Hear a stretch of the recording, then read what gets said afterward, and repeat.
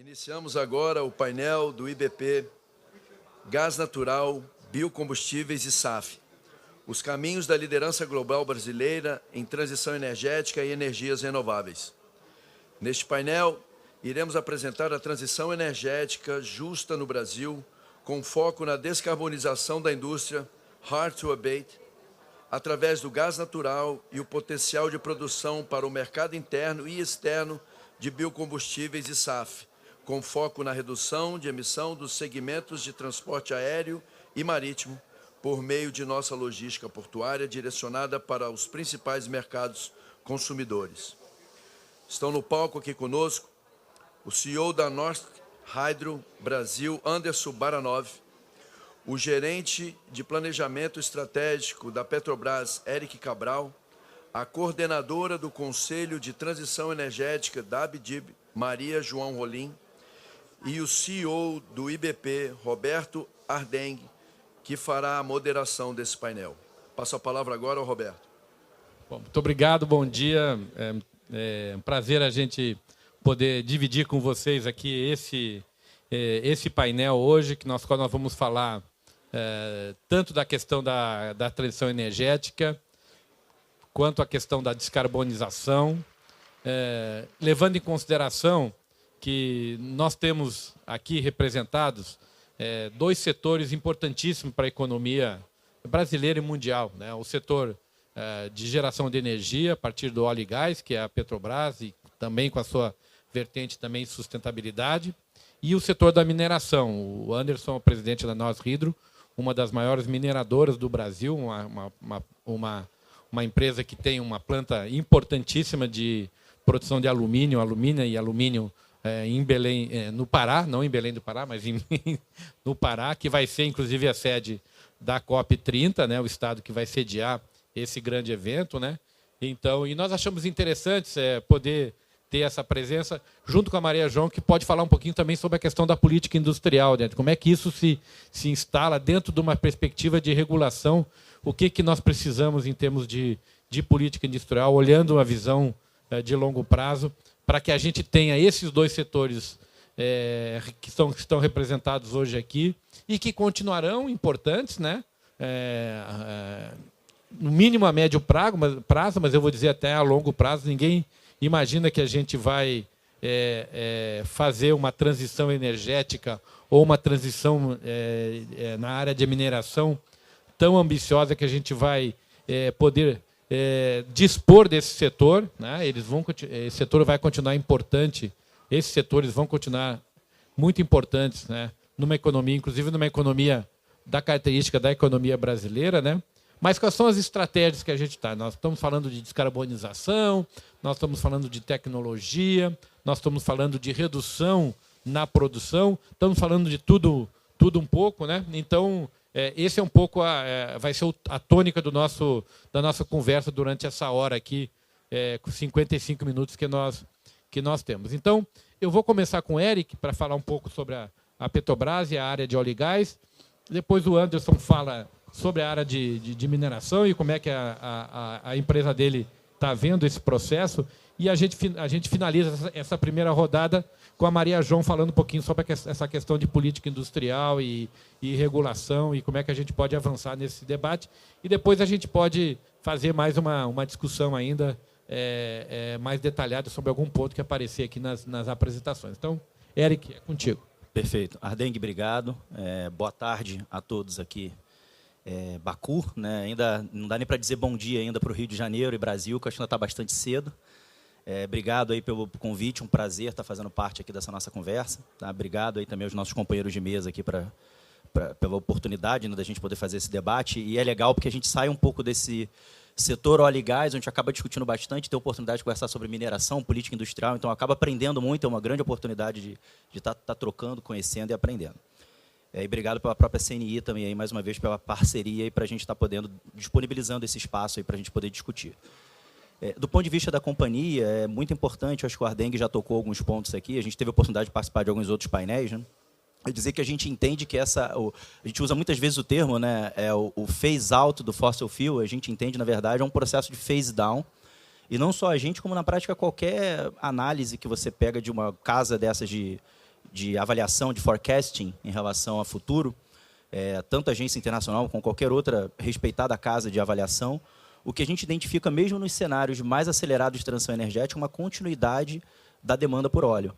Por óbvio, ela cai. Hoje a gente tem, quando pensa em óleo e gás, a gente chama de BOE, né, barris de óleos equivalentes, a gente tem um consumo, uma demanda mundial de 100 milhões de barris. O que a gente percebe em qualquer um desses cenários internacionais é que essa demanda começa a cair com o tempo. Tem o cenário, né, o Announced Pledge lá da Agência Nacional, por exemplo, que é um cenário intermediário de velocidade de transição energética, né, que está mais ou menos alinhado ali a você segurar, né, o aumento da temperatura global a 1,7 graus. Ele chega mais ou menos em 2050 em torno de 50 milhões de barris, então metade da demanda que a gente tem hoje. Quando a gente pega o cenário mais acelerado, que é o Net Zero, ele está ali em torno de 25 milhões de barris, mas ainda tem demanda por óleo. E é uma demanda que cai principalmente a partir de 35. Então, até nos cenários mais acelerados, ele entende que tem uma dificuldade de substituição, não à toa, que a gente está falando de um energético que, durante as últimas décadas, né, durante os últimos anos, ele assumiu, né, a preponderância do ponto de vista da entrega de energia para a sociedade, por ser, de fato, muito competitivo, por ser... Tem grande densidade energética, né, assim, desde viagens que a gente avalia de avião, navio, né, transporte pesado de carga, muito difícil você substituir, porque ele tem uma densidade energética, uma capacidade de transporte, né, o fato dele ser líquido, armazenamento, transporte, é tudo muito viável e muito competitivo, então você está tendo que substituir um derivado desse, né, que tem essa capacidade muito grande, no momento, por uma necessidade muito forte, muito explícita de emissão. Então, assim, não é uma substituição natural que se fez, por exemplo, na história da humanidade, quando você trocou o trabalho humano pelo trabalho animal, depois pelo carvão, e agora o fossil fuel, né, o óleo, substituindo e tomando o carvão à frente do carvão como principal entregador aí de energia primária para a sociedade. Então, é um desafio, e a gente entende que, até pelo compromisso com o país que tem em relação à entrega de energia, a gente precisa fazer isso de uma forma equilibrada, ordenada. Então, a estratégia da companhia é, sem dúvida, a gente não vê nenhum tipo de antagonismo em você continuar produzindo fóssil descarbonizado, isso é importante, com baixa intensidade de carbono, então, um investimento muito forte nesse sentido, porque existe uma demanda, tanto o Brasil quanto o mundo, que não vai cair da noite para o dia, ao mesmo tempo e ao mesmo passo que você investe em novas energias e começa a desenvolver, não só do ponto de vista interno da empresa, de uma variação, né, de portfólio, da gente ter um portfólio mais, né, diversificado, isso é importante, inclusive, para a companhia, mas do ponto de vista, de fato, de entrega dessa nova energia para o Brasil que tem um potencial e a gente tem um potencial de desenvolver essa energia por tudo que já tem feito, pelo histórico da companhia, onde a gente opera, os ativos que a gente tem. Então, a gente se sente competitivo o suficiente de fazer parte desse futuro que está se apresentando. Mas a gente precisa fazer as duas coisas. Tá? Então, para deixar para a próxima agora aqui, só fazer um resumo final aqui para a gente fazer a próxima rodada.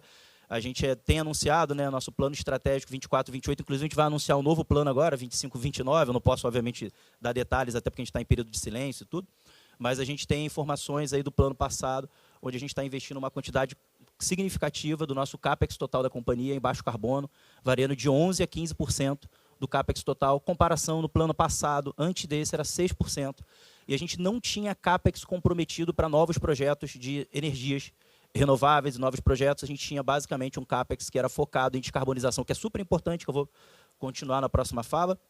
Tá? Mas e a gente agora, nesse último plano estratégico, né, no plano estratégico vigente, melhor dizendo, a gente já colocou um investimento representativo em novas energias também, além de toda a parte de HBio que a gente já vinha investindo em descarbonização. Então, é para dizer isso, que a companhia está comprometida, enxerga esse potencial do Brasil, se enxerga com potencial para fazer, mas a gente precisa fazer de forma equilibrada, exatamente para a gente não correr o risco de faltar energia ou de ter algum impacto nesse sentido, ou de aumentar a pobreza energética, lembrando que a gente tem que melhorar, né, a questão de acesso à energia no Brasil. Energia é riqueza, pobreza energética é pobreza, então a gente precisa trabalhar isso de forma organizada e ordenada. Tá? Ardeng. Alô? Obrigado, Eric.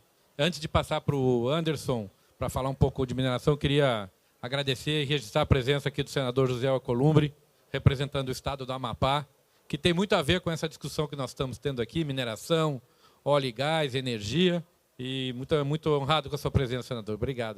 O senhor está conosco. O Anderson, você viu que o óleo e gás está aí, né? Seus desafios, né? E a mineração, como é que ela se posiciona nesse desafio enorme aí do futuro? Bom, obrigado. Boa tarde a todos os panelistas que estão aqui. Senador, mais uma vez, prazer em revê-lo aqui com a gente. Falando não de mineração, de indústria, porque a mineração ela é parte do nosso processo. A gente tem o refino, a gente é uma indústria 100% verticalizada no Brasil, desde a extração da bauxita, do refino na maior refinaria do mundo, e tem os smelters e tem os nossos produtos finais aí no sudeste do Brasil. É importante dizer que a Hidro se preocupa muito com a descarbonização e tem investido muito ao longo do tempo. Nos últimos 2 anos foram investidos 8,8 bilhões, não só numa empresa de energia renovável, com eólica e também a parte de solar, mas também a troca da matriz energética dessa maior refinaria do mundo de óleo combustível para gás natural. E isso mostra toda a preocupação que nós temos em reduzir emissões, com um plano longo que vai até 2050, mas só essa primeira etapa já estamos falando de 700 mil toneladas ano. E, Ardengue, eu pedi um vídeo aqui hoje, eu tenho um vídeo para mostrar, porque às vezes é interessante você, é um vídeo curto, mas você ilustrar. Então eu vou pedir aí para o pessoal da administração passar o vídeo agora, já está ali, ó. Ou aqui. A Hidro está no caminho do alumínio verde. Mais perto da transição energética, a conversão para o gás natural já é realidade na Hidroalunorte. A refinaria implantou um moderno parque de gás natural, que permite operar com excelência e segurança. A troca da matriz energética na Hidroalunorte é um avanço concreto no compromisso pela descarbonização das operações da empresa. A Hidro é a primeira consumidora de gás natural no Pará.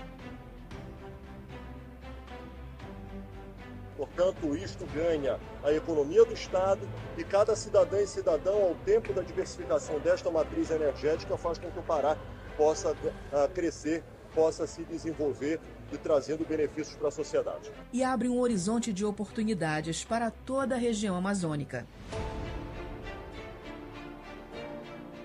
O Brasil avança no programa Energias para a Amazônia. Descarbonizar a nossa Amazônia, liderar a transição energética, que nós queremos que seja justa e inclusiva, para gerar emprego e renda, combater a desigualdade. Aqui nós estamos na maior fábrica de alumina fora da China, aqui no estado do Pará, a Hidro, que agora com a chegada do gás natural vai descarbonizar ainda mais o seu processo. Estivemos aqui visitando também as 2 caldeiras, que deixarão de ser caldeiras a carvão inclusive importado, colombiano, para ser de energia limpa e renovável. Para isso, outras 2 usinas fora do Pará estão sendo construídas e serão inauguradas em breve. Uma de eólica consociada com solar e a outra solar, uma no estado do Piauí, na fronteira com Pernambuco, e outra no estado do Rio Grande do Norte. É a demonstração inequívoca do crescimento nacional, da importância das políticas públicas no sentido da gente gerar emprego e renda. É só essa forma sólida da gente combater a desigualdade, gerando oportunidade.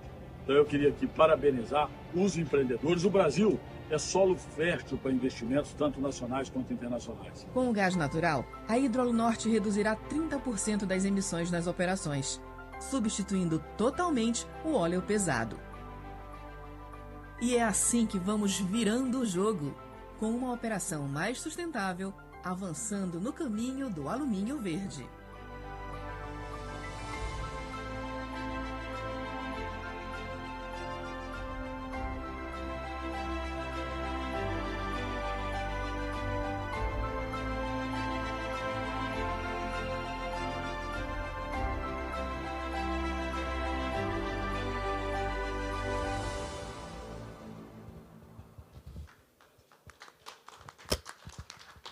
Eu gostaria só de concluir esse vídeo, minha primeira participação, dizendo o seguinte: o senador Columbre conhece bem o que eu vou falar. Ninguém vai a lugar nenhum sozinho. Então a Hidro realmente integrou com as autoridades, com a sociedade, também com projetos sociais. Eu acho que tem que ser bom para todo mundo. Então você vê o governador do Pará valorizando o investimento que foi feito, porque nesse projeto não é um projeto só da Hidro. Nós trouxemos gás para o Pará.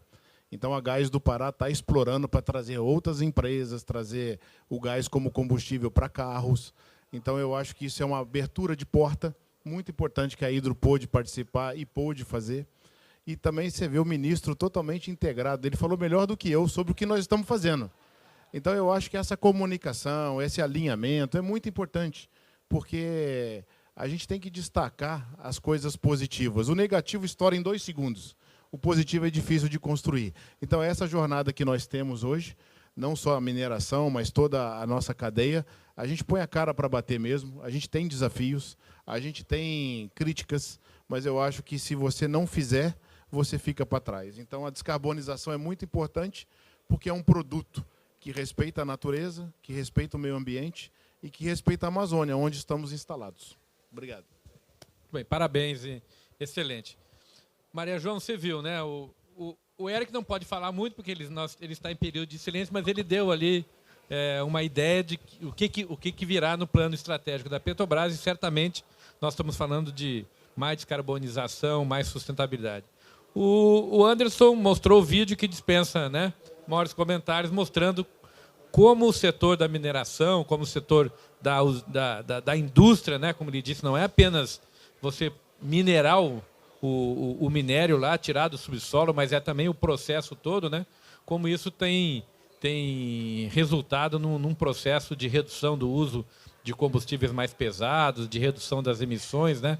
Então, o setor privado está aí. Vamos falar um pouquinho sobre o que a gente pode imaginar sobre do ponto de vista da regulação, das normas aplicáveis, né? Como é que isso se conecta pelo menos com esses 2 setores, né? Boa tarde a todos. Obrigada pelo convite. Boa tarde a vocês que estão aqui comigo. Bom, eu estou aqui representando hoje o Comitê de Transição Energética da ABDIB. E a ABDIB, né, que é uma instituição de base, da indústria de base do Brasil, ela criou esse comitê justamente para a gente coordenar a indústria com todos esses processos que estão acontecendo.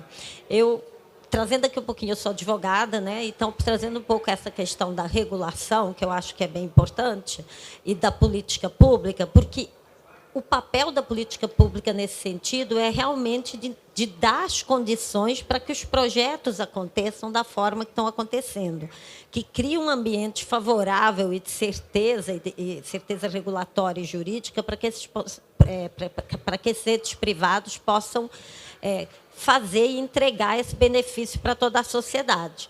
Então, acho que é esse o papel mais relevante. E a gente tem feito isso no Brasil, através de algumas políticas. Acho que o Anderson trouxe algumas coisas interessantes, quando mencionou desse alinhamento, né, da importância de você estar alinhando a política pública, a regulação, o time disso e o investimento. Você também trouxe algumas coisas aí, você falou que não podia falar muito, mas a gente espera um pacote da Petrobras aí de grande descarbonização, e também a questão que você trouxe super importante, de que a gente vai sempre precisar ter, de certa forma, mineração, petróleo.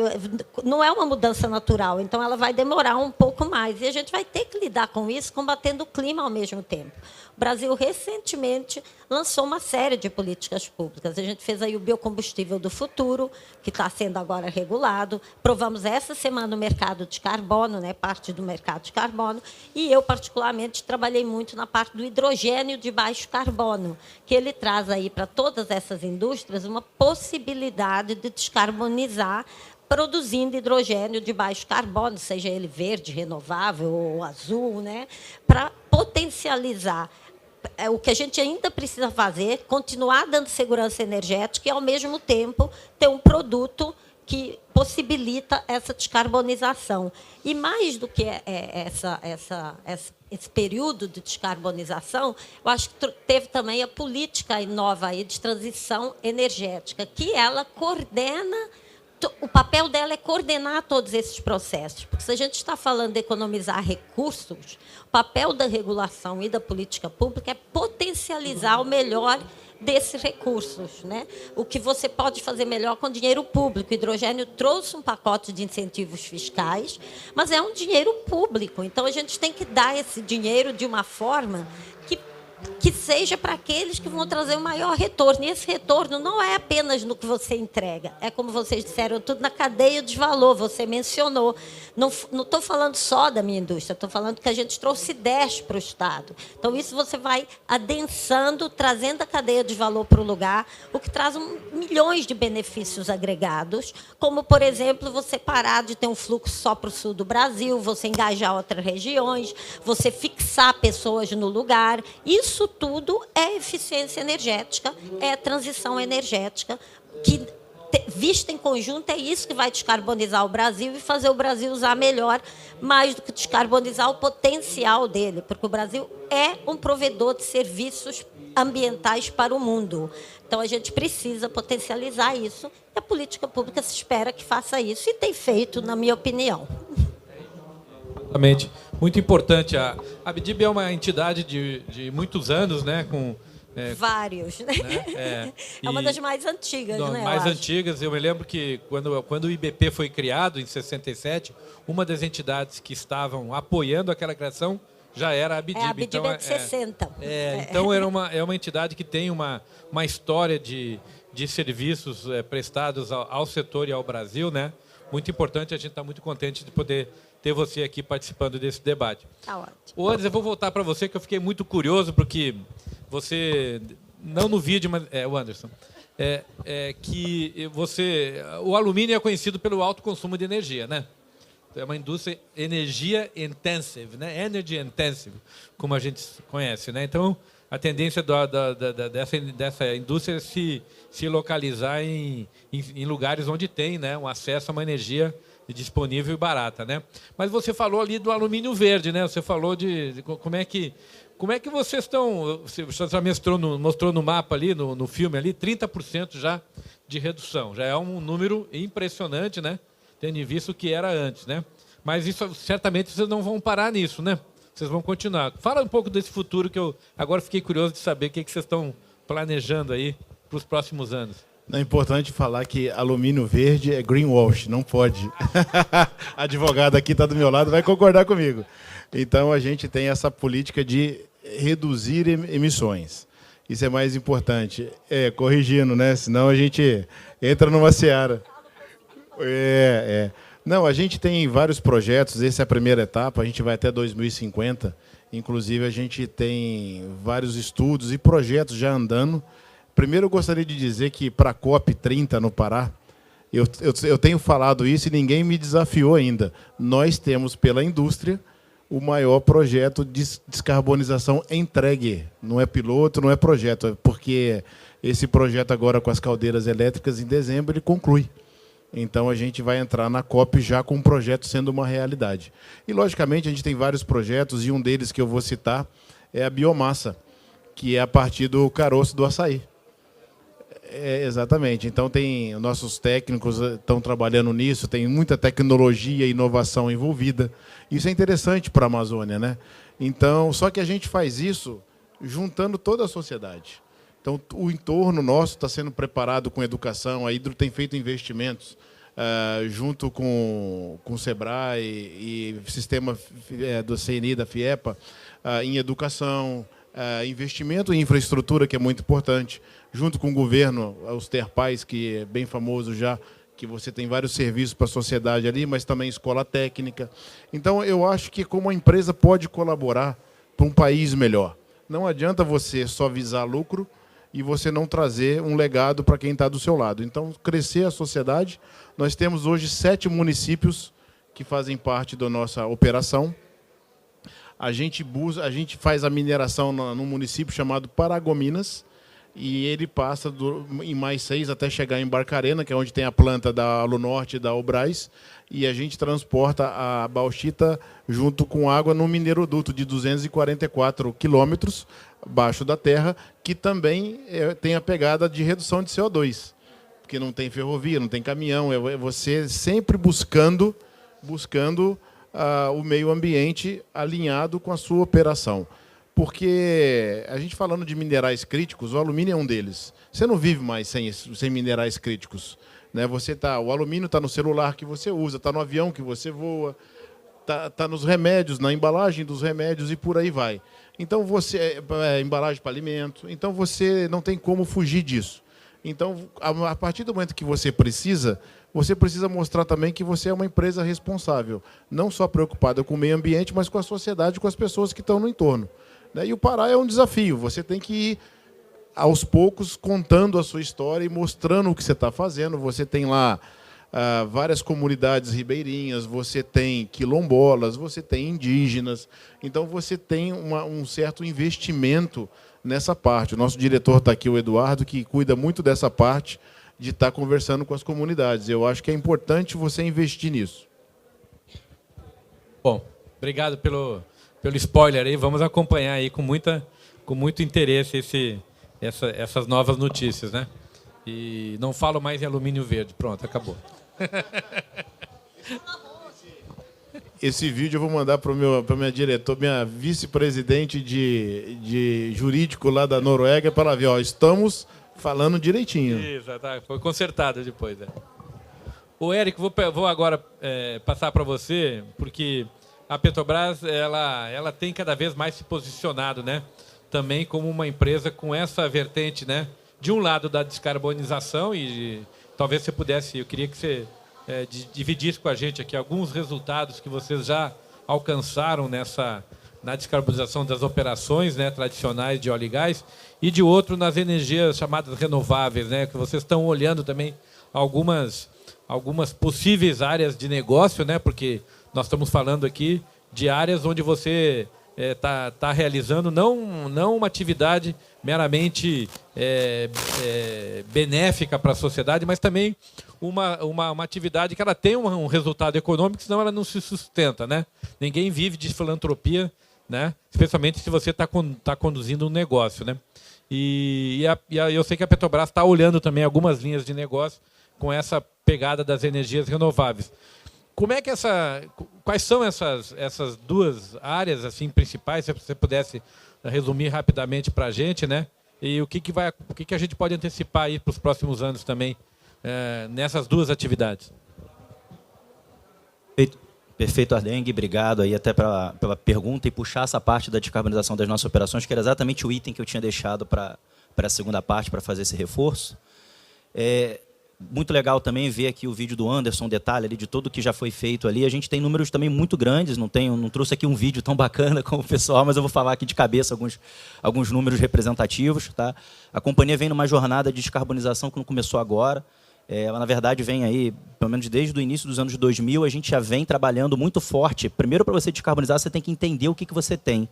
Então, a empresa, desde o início vamos dizer assim, do milênio, né, a gente vem trabalhando muito forte com conhecimento das nossas emissões, do nosso inventário. Então, a gente, desde o início ali de 2000, 2002, a gente já tem inventário reconhecido da parte de carbono, que permite a gente entender o que a gente para traçarmos planos de descarbonização. Então, já é uma empresa que vem consciente da sua emissão desde bastante tempo. E eu vou trazer alguns dados aqui especiais comparados com 2015, que é o ano que a gente faz a comparação pelo início do Acordo de Paris. Tá? Do ponto de vista das nossas operações, a gente tem uma redução de 41% das emissões das nossas operações, escopo 1 e 2, do que a gente emite quando a gente desenvolve o nosso produto. Né? É uma redução muito forte. A gente está falando ali de sair de mais ou menos 78 milhões de toneladas de CO2 equivalente ano de emissão para algo como 46, que é o que a gente conseguiu em 2020 e 2022. Então, é um número assim, muito grande, tá, de redução. Mesmo com o aumento da produção. Claro que aí tem muito disso baseado no trabalho do metano, que é um trabalho muito forte que tem sido feito até com a Fernanda aqui, que lidera a área de descarbonização das nossas operações. Então, um trabalho muito forte da parte de metano, em torno de 70% de redução das nossas emissões de metano, ajudam nisso. Óbvio que tem aí uma série de outras questões também envolvidas, tem despacho térmico, tem também a questão do próprio ativo, né, portfólio, mas sim, Ardengue, com também aumento de desenvolvimento de atividade dentro do país. Então, assim, é realmente um trabalho muito forte que tem sido feito dentro da companhia na sua redução de emissões. Tá? E por que a gente está fazendo isso, além de, óbvio, contribuição, tudo, porque é um mundo que a gente não tem dúvida que vai ter um decréscimo da demanda de petróleo, como eu falei, que vai continuar existindo, mas tem um decréscimo. E aí a gente precisa ser muito competitivo para poder vender esse petróleo. Tá? E outro dado que eu queria também passar é que esse exercício, né, esse trabalho de descarbonização, ele gera para a gente um resultado muito interessante do que a gente chama de intensidade de emissão. O Ardeng muitas vezes apresenta, né, o Brasil com uma intensidade de emissão do nosso upstream, né?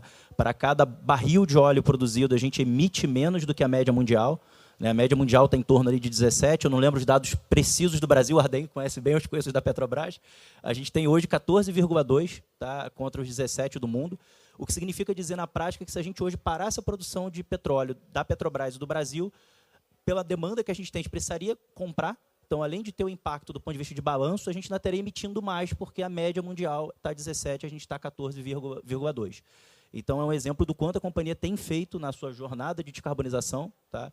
Chegando nesses números que a gente pode dizer agora. Eu acho que é isso. Do ponto de vista da descarbonização das nossas operações, é um trabalho já de muitos anos. A gente tem um trabalho dentro da companhia que a gente chama de Programa Carbono Neutro, que junta todas as grandes iniciativas dentro das áreas de downstream, upstream, gás e energia, e a gente tenta espalhar esse conhecimento dentro da companhia com boas práticas, com workshops, para a gente poder garantir que as melhores práticas de uma área estão sendo aplicadas nas outras áreas.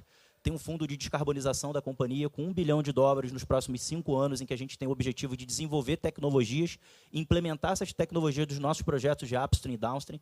Então, tem muito que já foi feito e sendo feito na descarbonização das nossas operações, que, de fato, para a gente, é o trabalho número 1, não só para a gente, no próprio relatório da Agência Internacional, é o trabalho número 1 de uma empresa de petróleo, é reduzir as suas emissões operacionais. É o trabalho que você pode fazer na hora, é o que você conhece muito, é o que você controla, é redução de metano, é acompanhar fugitivas, é o venting, é o flaring, é o que a gente consegue resultado muito rápido. Além disso, a gente também, como comentei antes, faz um trabalho integrado de investimentos em novas energias. Então, vou trazer aqui alguns exemplos práticos. Né? A gente já tem produção e entrega de diesel R, né, que é um diesel, a gente traz 5%, né, do óleo vegetal na nossa corrente do diesel, passa no hidrotratamento de uma refinaria padrão. Né? Então, a gente não teve que fazer grandes mudanças no hardware para isso, vamos dizer assim, da refinaria, e já entrega hoje um diesel com 5% de conteúdo renovável, e a gente tem conseguido cada vez mais espaço nesse mercado, por óbvio. É um espaço que você paga um valor premium, né? É uma tecnologia em desenvolvimento. Como a gente comentou, o petróleo ainda é o mais competitivo, indiscutivelmente, os derivados de petróleo. Então, qualquer coisa que você for trocar molécula agora, você tem uma curva de maturidade. Mas a gente tem conseguido vendas, né, e tem conseguido aumentar esse percentual, obviamente, numa curva. E a gente também tem, por exemplo, a própria gasolina Podium, né, como exemplo também aí, né, do carbono neutro, de toda a questão da neutralização, né, associada a essa gasolina. E tem também, como por exemplo, a mistura do biodiesel no bunker. Então, hoje a gente trabalha um percentual de mistura de biodiesel no bunker numa linha de facilitar a descarbonização desse segmento, porque a gente sabe que trocar o hardware é muito difícil. Você imaginar que você vai trabalhar qualquer outra tecnologia, né, do ponto de vista do transporte marítimo, demanda tempo. O que a gente está fazendo agora é testando, assim como tivemos sucesso em outros testes, como, por exemplo, automotivo, testando misturas de biodiesel dentro do pacote do bunker, né, e a gente também tem conseguido sucesso, tem conseguido aumentar esse percentual.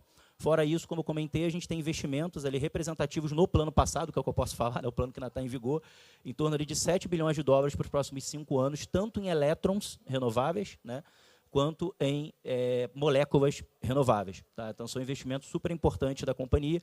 Por óbvio, como eu comentei, tem aí uma curva de maturidade a ser gerada. E importante só dizer que não só a gente está fazendo esse investimento do ponto de vista do CAPEX, buscando muito parceria e outras empresas, né, e participação em outras empresas, uma mudança do perfil de investimento da companhia, que majoritariamente puxava os investimentos no upstream, e as outras empresas se associavam a gente. A gente está buscando parceiros nesse novo mercado, né, nessa nova visão, exatamente para conciliar expertise. E a gente tem, de fato, focado bastante nesse tipo de oportunidade. Tá? Então, era para dar esse recado aí de que, por óbvio, tem todo um futuro, mas tem uma maturidade. E, perdão, só para acabar, tão importante quanto o CAPEX é o desenvolvimento tecnológico. Então, o que a gente tem feito é conciliar a vontade, né, a busca por esse investimento, dentro também de uma lógica de desenvolvimento da tecnologia. Você citou, Ardeng, isso, né? A gente tem o nosso centro de pesquisa, o SEMPES. Hoje a gente tem 15% da verba de P&D do SEMPES destinada a baixo carbono. Tá? E a gente pretende chegar até o final aí da década em torno de 30% do total de P&D feito na companhia de pesquisa e desenvolvimento focado em baixo carbono. Isso é uma mudança considerável do norte que a gente tinha até alguns anos atrás, o que mostra realmente o comprometimento da empresa de trabalhar nessa curva de aprendizado, nessa curva de escalabilidade das tecnologias, para a gente poder, de fato, aplicar esse investimento e gerar recursos, gerar riquezas, não só para a companhia, mas para o país também. Muito obrigado. Interessante, Maria João, olha só, você viu aqui, né, a Petrobras lá se movimentando com o pessoal da mineração.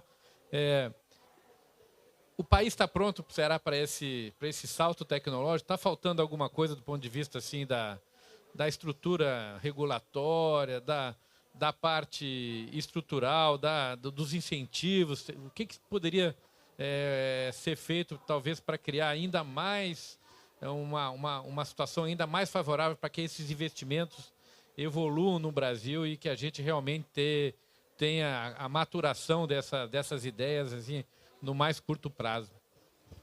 Obrigada. Olha, você tocou numa coisa muito importante. Sempre falta alguma coisa, né? Sempre tem alguma coisa para a gente aperfeiçoar. E a regulação, ela também tem vivido um momento novo para a regulação, porque é tudo muito novo em termos de tecnologia. E a gente também tem instrumentos novos de regulação, como é o caso da regulação experimental. Então, hoje, a gente já aplica a regulação experimental para alguns projetos, inclusive alguns da Petrobras, aí, como, por exemplo, CCUS, que são projetos de captura de carbono, que a gente não tem ainda uma regulação totalmente pronta. Então, a gente já adapta a regulação para testar algumas tecnologias novas, para ver essa possibilidade de fazer testes regulatórios. Eu acho que também um ponto muito importante de política pública, política industrial e das novas tecnologias é fazer a capacitação.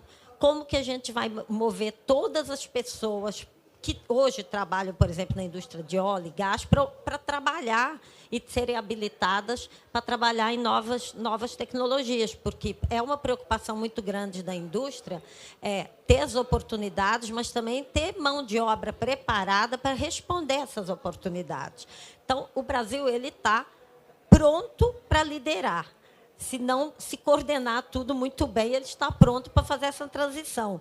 Se a gente deixar alguma perna para trás, a gente vai ter algum gargalo na frente. Então, a gente precisa simultaneamente fazendo alguma tecnologia, alguma infraestrutura, e a gente tem um privilégio nesse sentido, porque a gente já tem uma infraestrutura elétrica muito boa, né, o que permite fazer algumas transições, né? O mundo está ficando muito elétrico, a gente já tem, mas a gente não tem, por exemplo, uma boa infraestrutura difundida para gás. Então, a gente tem alguns desafios, tem os desafios de mão de obra, tem os desafios de infraestrutura, e todos vocês focaram, e muito bem focado, na importância da gente não ter que mudar todo o hardware, né? Da gente ter que pegar tecnologias que a gente chama de drop-in, que a gente já está pronto para usar. Mas não vai pegar a última tecnologia? Depois pode até ser, mas a gente precisa caminhar para usar o que está, né, o que está mais perto, porque o clima tem também uma emergência e também essa oportunidade que a gente não pode perder, desenvolver a cadeia toda de valor com esse olhar novo. Então, eu acho que está pronto, respondendo essa pergunta, tá. Se não tiver, vai sentar mesmo, tá? Porque vai ter que ir. Então, o papel da política é meio que impulsionar isso. Esperar, ficar pronta, é aquela coisa, né? Pergunta para você, está pronta para ser mãe? Eu falo, não estou não, mas fui. Entendeu? Estou em processo de ficar. Uma boa comparação, sem dúvida nenhuma. O Anderson, eu vi que quando você falou da estratégia de vocês, da empresa, né, na questão da responsabilidade social, seu olho brilhou, assim, né? Eu senti que vocês têm uma especial atenção a esse ponto, né? E esse ponto, evidentemente, é um ponto importantíssimo na indústria, né? Como é que você mitiga os impactos da atividade, como é que você trabalha, né, o progresso social das comunidades afetadas. Dá para você estender um pouquinho mais para falar o que vocês fazem nessa área lá no Pará, como é que vocês trabalham essa questão da responsabilidade social? Não, a gente tem uma grande quantidade de projetos, não vou entrar em detalhe em todos aqui, mas, por exemplo, tem um de agricultura que é o TIPTICS, que a gente traz a comunidade no nosso entorno para você educar como fazer uma empresa, como fazer um produto. Então, tem vários produtos do Pará que a gente dá esse apoio, o pequeno agricultor e tudo, e traz produtos como chocolate, farinha, entre outros. E eu acho que é muito importante você conectar, porque no final do dia, como eu estava falando antes, a parte social tem que estar engajada, tem que estar conectada. A cultura do Estado tem que estar preservado e ser ampliado. Como foi falado pelo governador, o Estado tem um grande, talvez a melhor culinária do mundo, né, senador? Depois do Amapá, tudo bem. Ele é seu amigo, eu vou deixar essa aqui, o desafio para ele. Mas eu acho assim, o Ardengue, a gente está na COP29, a caminho da COP30. Eu estava num outro painel lá na Blue Zone, né, falando disso. Eu tenho uma expectativa muito grande para essa COP. Eu sou otimista por natureza e eu falo, vem aí a melhor COP da história. Por que a melhor COP da história? Primeiro, que vai dar oportunidade para todo mundo que fala da Amazônia realmente conhecer a Amazônia. E reconhecer que o Brasil, o Pará e todos os estados lá da Amazônia preservaram o que o mundo não fez. Então, você precisa valorizar isso. Você precisa valorizar o que nós temos. Nós estamos na vanguarda. Nós estamos ensinando. Nós temos os desafios. Agora, cabe a quem está falando entender e apoiar. E, inclusive, o brasileiro tem essa mania de valorizar o fora e esquecer o de dentro. Então, em vez de criticar, eu acho que é um legado que a gente pode ter. Em vez de criticar, tente entender e ver como você que está criticando pode ajudar. Se você tem uma preocupação com infraestrutura, vai a fundo e vê o que está sendo feito. Ontem foi apresentado o projeto de como vamos chegar lá. E, independente de qualquer coisa, o brasileiro, no final, ele vai dar aquele jeito de funcionar. Mas, olha só, nenhuma COP vai mostrar a floresta que nós temos, que é a maior do mundo. Desde que eu nasci, eu me lembro ouvindo, o Brasil é o pulmão do mundo, e é o celeiro também. Então, eu acho que a gente tem que valorizar o que nós temos, trabalhar junto, unir forças, né, e pegar esse legado para nós, porque esse legado vai ser muito importante para o Brasil, para o estado todo que tem a Amazônia lá, e sempre ressaltando a floresta em pé. Então, essa é a mensagem que eu deixo aqui para o nosso painel. Muito bem, obrigado, Anderson. Excelente. O Eric, passando para você agora, uma das grandes discussões nesse setor é como é que a gente continua produzindo petróleo e gás no Brasil com essa vertente da descarbonização, mas também oferecendo esse produto aí um prazo mais longo, o que a gente chama na indústria da reposição das reservas, que é tão importante, porque se a gente partir do pressuposto de que o petróleo, apesar da redução no consumo, ele ainda vai continuar sendo um energético importante, né? Eu acho que uma das grandes discussões que a gente vai ter, não hoje, mas daqui a alguns anos, eu até assisti recentemente uma palestra num evento nos Estados Unidos e o professor lá dizia o seguinte: a grande questão, talvez geopolítica, uma das questões mais importantes na geopolítica no mundo nas próximas décadas será o seguinte: qual o país que vai ter o direito de realmente explorar os seus recursos minerais, né? A quem vai ser dado esse direito, né? Qual é a conformação que o mundo vai ter para que você diga para um país: você tem direito, para o outro você não tem direito, ou você só pode fazer isso, o outro só pode fazer aquilo dentro desse contexto de transição energética. Como é que você vê isso em termos do Brasil? O que a Petrobras está olhando assim no futuro nesse contexto de reposição de reservas? Essa é aquela pergunta boa de universitário, bem ampla, né, para a gente fechar o debate, mas eu, como economista, é o tema que eu adoro. Obrigado, Ardengue, porque se fosse talvez uma mais específica, seria mais difícil de responder. Essa é uma que eu particularmente curto bastante. Primeiro, assim, Ardengue, eu fico muito feliz de ver a liderança dessa discussão, porque isso é uma discussão geopolítica na veia, né? É quem vai fazer, porque na prática é indiscutível que a gente tem que reduzir emissão. Tem uma lógica que eu sempre comento, a gente fala muito do phase-out, né? Mas um phase-down do fossil fuel é indiscutível, né? A questão é como é que você parte, quem faz primeiro, né? E quem tem o direito de continuar, de alguma maneira, desenvolvendo. Então, assim, isso é uma discussão muito complexa. Eu acho que é a discussão que hoje toma conta dessa arena, porque, como eu falei, na prática, você está tendo que abrir mão, neste momento, do combustível mais competitivo. Então, qualquer um que fizer isso, não houver uma orquestração, você vai perder espaço. Então, você tem que fazer de maneira orquestrada. Como é que a gente enxerga esse ponto? Tá? No ano passado saiu um relatório, foi até bastante conhecido, né? o relatório do Energy Outlook da agência, que é super importante, todo mundo usa e, de fato, é muito respeitado. E aí tem uma frase nele que comenta exatamente isso, né? Que você não deveria desenvolver novas reservas, seria a forma mais fácil de você garantir esse phase down do óleo, né? Como é que a gente enxerga isso? A gente entende que a forma ideal de você fazer essa discussão não é por reserva nova ou por campo existente, porque lá no próprio relatório ia nessa linha, né? Você não pode desenvolver novas reservas, mas você tem que focar no que você está desenvolvendo hoje através de complementares e de outros projetos. O que a gente entende? Essa não é a melhor forma. A melhor forma é custo, efetividade. Eu quero dizer com isso, a gente pode, por exemplo, desenvolver, e tem a oportunidade na margem equatorial para desenvolver, né, uma série de novas reservas que podem ter, a depender do nível de tecnologia que você empregar, um nível de emissão menor do que a gente emite hoje, no que está fazendo, e se eu continuar investindo, por exemplo, em complementar para tentar aumentar a capacidade produtiva de campos que já estão se exaurindo. Então, a decisão não deveria ser sobre campo novo, margem nova, né, fronteira nova ou fronteira atual. Ela tem que ser uma lógica de custo, uma lógica de efetividade do ponto de vista de você produzir um petróleo descarbonizado. Então, é assim que a gente acredita, é agnóstico, não tem que ter aqui uma escolha de A ou B ou C, ele tem que ser, de fato, uma escolha do ponto de vista do que é mais econômico. O que a gente entende? Tem produções hoje pouco eficientes no mundo desenvolvido que poderiam parar antes, deveriam parar antes do que a produção do Brasil, e que não faz sentido, nesse momento, você tolir a oportunidade de desenvolver uma exploração, mais uma vez, desde que ela seja eficiente do ponto de vista de carbono, que é o que a gente entende que é capaz de fazer, eficiente do ponto de vista de meio ambiente, que a gente tem um histórico enorme, responsabilidade social, desculpa, como o Anderson comentou, que é outro ponto super desenvolvido na companhia, a gente tem um histórico incrível de como a gente trabalha com a sociedade gerando impacto positivo, então a gente entende que essa é a forma, ainda mais num país como o Brasil, que já fez grande parte do movimento de transição energética, que a gente comenta, né? Já está feito do ponto de vista da sua matriz elétrica, da sua matriz energética, da entrada de biocombustíveis no transporte. O Brasil já fez um trabalho nesse sentido e, ao mesmo tempo, é um país que precisa aumentar a utilização de energia, né? A utilização per capita de energia no país é baixo comparado com outros lugares do mundo.